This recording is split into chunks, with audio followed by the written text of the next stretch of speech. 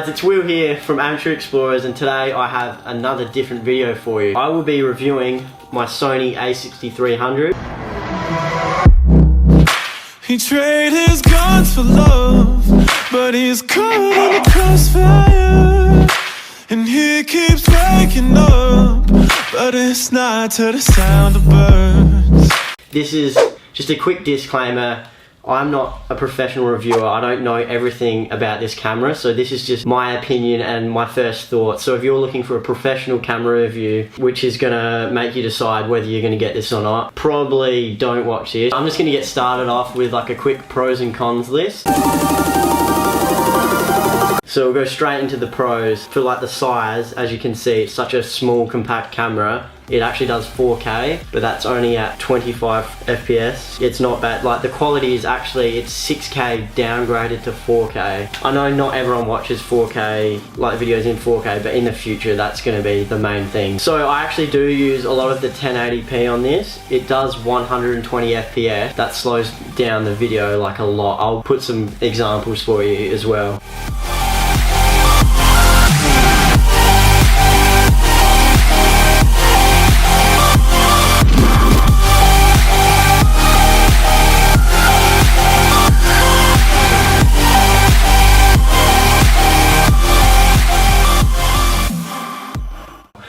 That's probably one of my favourite parts about this camera. The 4K as well, actually, if you downgrade that to 1080p, that's going to be sharper than the normal 1080 in this. It's actually 6K downgraded to 4K, and then if you downgrade that again to 1080, it's going to be like a really sharp picture. So I do use that a lot as well. If you're going to be doing videos in the dark in low light, this camera is insane. Like it produces, I think its max ISO is 51,000, which is huge.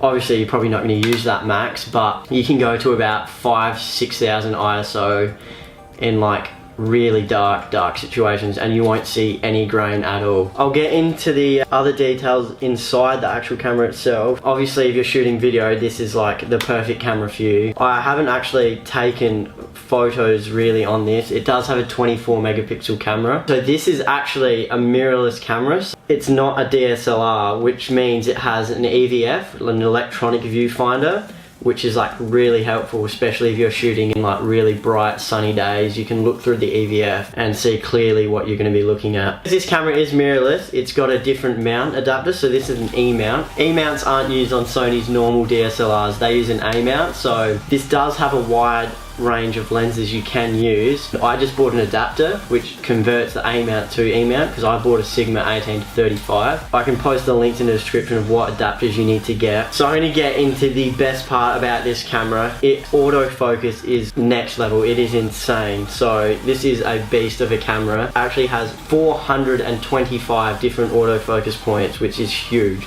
On a normal camera you'd probably see about 15 autofocus points, but it's actually named the world's fastest autofocusing camera for making this video. So we'll get into the inside of this camera. I mainly do videos on this. I don't really take pictures. There are two different settings on here and I've dedicated them to video mode, one for 4K, one for 120 FPS. You can also have a custom button on here, which I have set to record. Another pro about this camera is the dynamic range on it. So I think this has about 9 different picture profiles and it provides S-Log1 and S-Log2, Cine 4, Cine 3. Yeah, the dynamic range on this is unreal. Depending on what image you want, you can go for that real flat image or you can go for that real saturated image. You want to use S-Log for that flat image. I'm going to get into the cons now.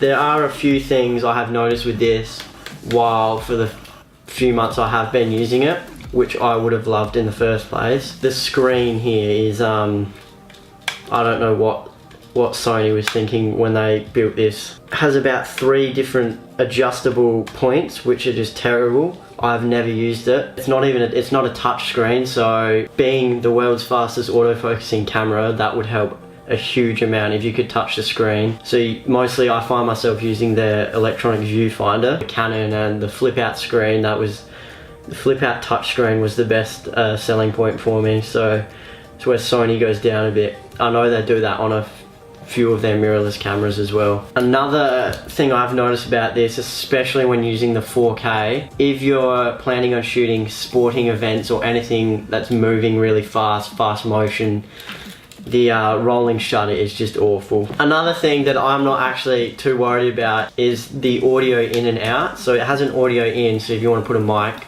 you're all set, but audio out if you want to listen to the voice recording and listen to what's actually the audio levels and everything that's going on. It doesn't have that, which is a huge downfall for the people wanting to do documentaries.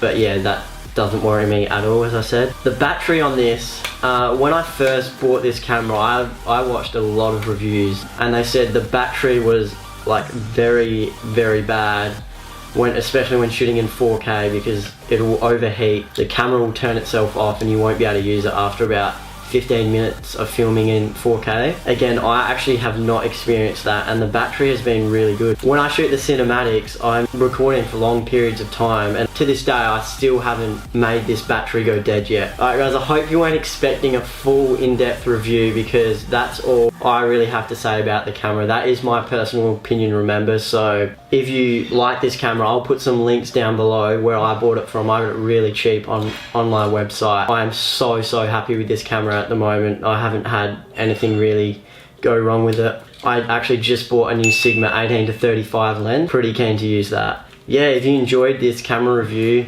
Alex is going to be doing one of his Panasonic Lumix G7. Forgot. If you guys want, we could probably do a comparison of the two between each footage, but yeah, that's it for now. So I really hope you enjoyed that video, something a bit different.